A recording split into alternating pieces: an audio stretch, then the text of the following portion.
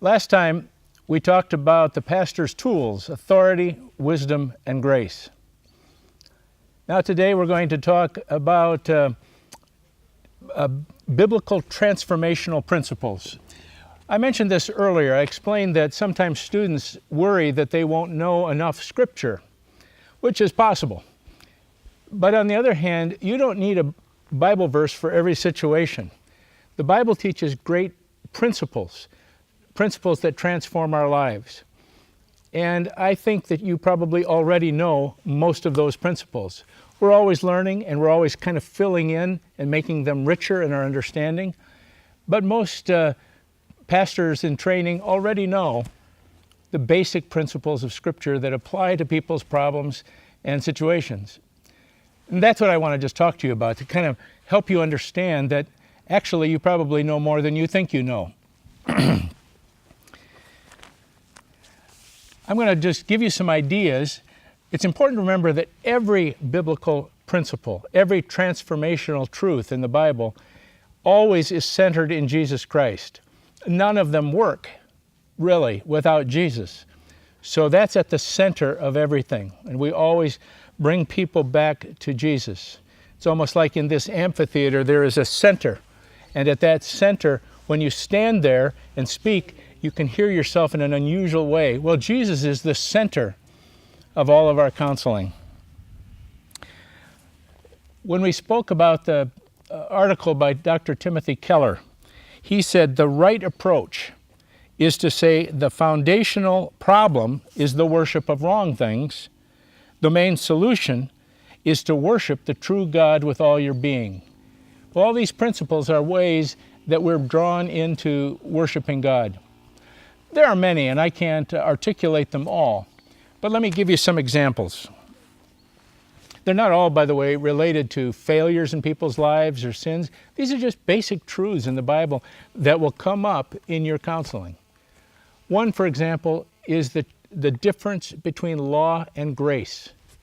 As I've said earlier, the Bible teaches that the law of God, like we read in the Old Testament, in the Ten Commandments, for example, but also in the words of Jesus, the law is meant to expose our hearts for us to realize this is hard. This is what God requires, and I can't meet these standards. This keeps us from lying to ourselves about what might please God.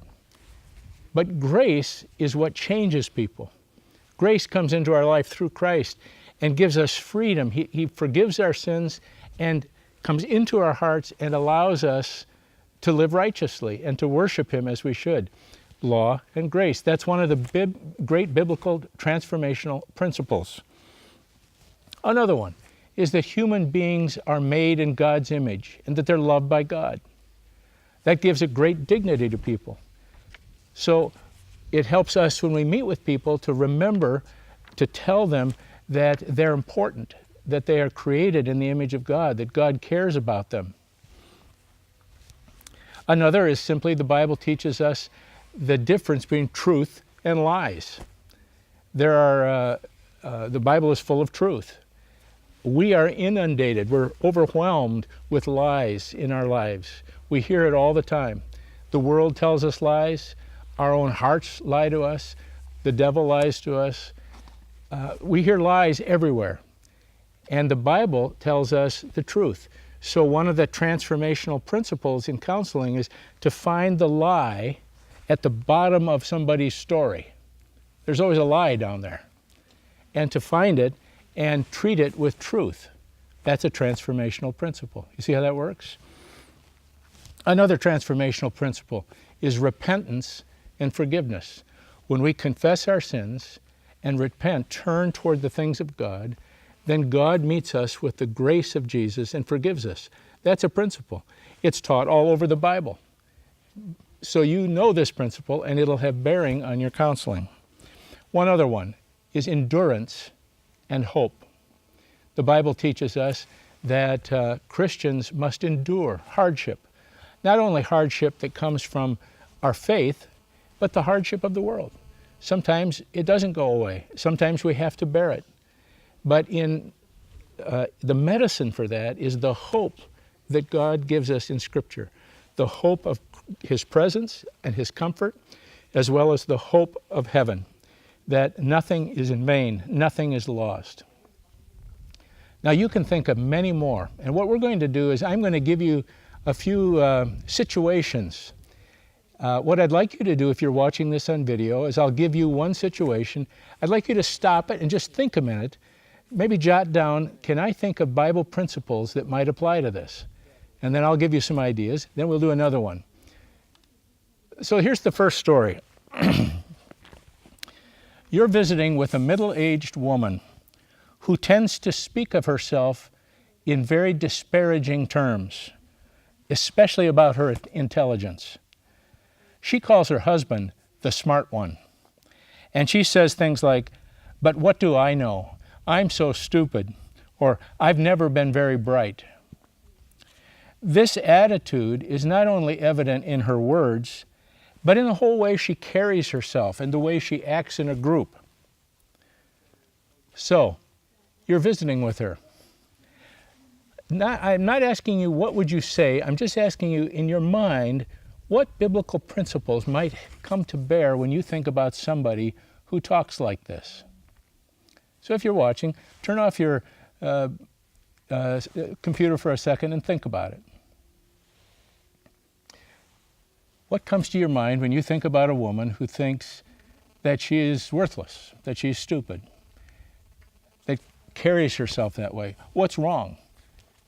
Well, one thing that's wrong is she doesn't understand what it is that God has made her uniquely important. She thinks that because she can't figure things out as quickly as someone else, she's less important. I wonder if also she doesn't hide a bit behind this idea that she's not very smart.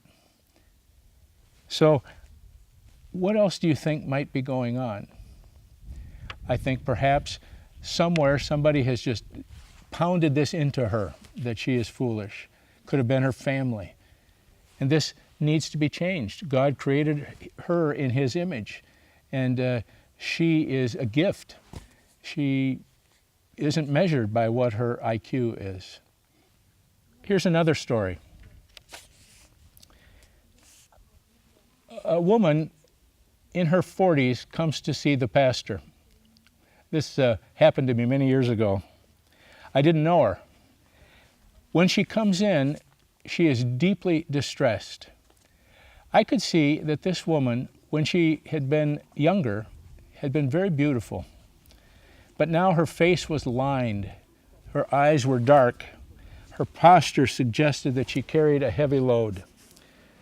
She explained to me that beginning about a year before, she had been listening to a Christian radio program, and she had been convicted by it, and she decided that she needed to do what God wanted her to do. So she had started reading the New Testament, the Gospel of Matthew, and she'd come to the Sermon on the Mount. And she had decided she was going to do everything that the Sermon on the Mount told her to do. Only a year later, she was worn out. She was discouraged. She said, "I can't do this anymore." What would you tell her? If you're at home, why don't you think about it a moment and then come back and we'll talk some more. When I met with this woman, I realized that her challenge was that she was understanding the law of God, but not the grace of God. She was hearing what she needed to be, and it rang true to her. It was right.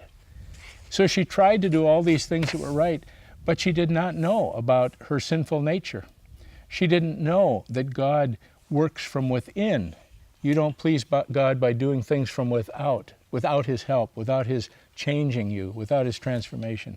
So the main thing she needed to hear was actually the good news of Jesus, because she had learned that she couldn't please God on her own. It was a great place for her to be, and now she was ready to hear the gospel.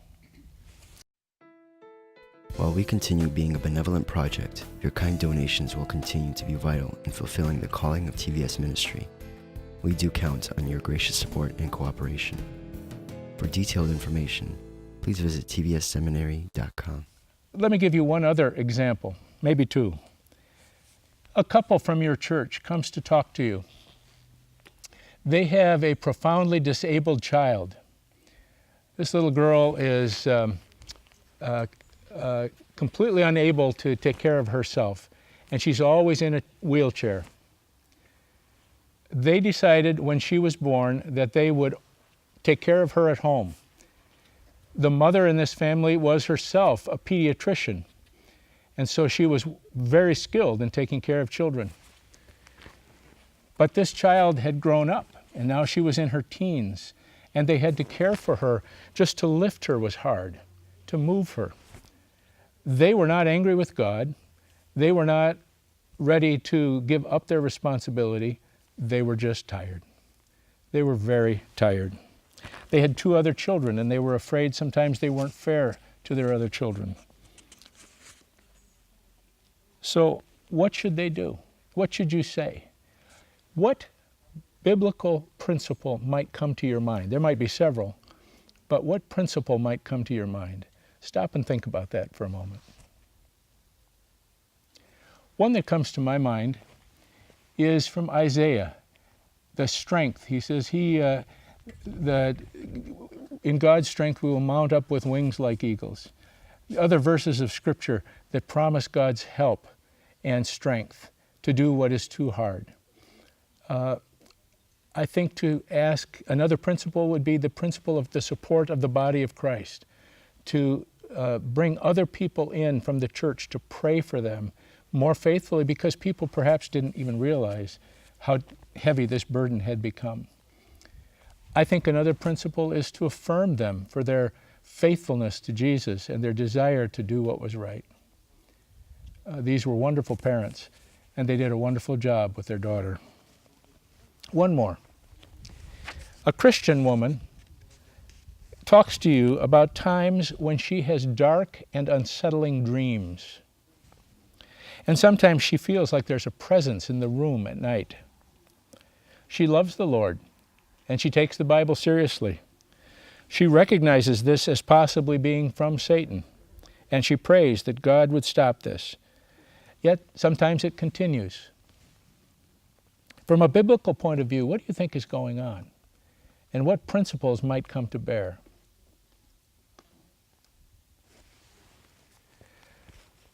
Well, now that you've thought about it a minute, what do you think? Well, one principle is that those who serve Jesus will encounter the opposition of the devil. Jesus told us that, Paul tells us that part of being a Christian is that we will face the attacks of the evil one. But another principle is the power of Jesus' name, that as believers we are seated in heavenly realms with Christ, far above all principalities and powers, and that the name of Jesus is strong. I think she probably knows that, but we can reinforce that to her. And another principle, again, is the significance of the church body praying with her. To say to a few trusted friends, this is what's happening.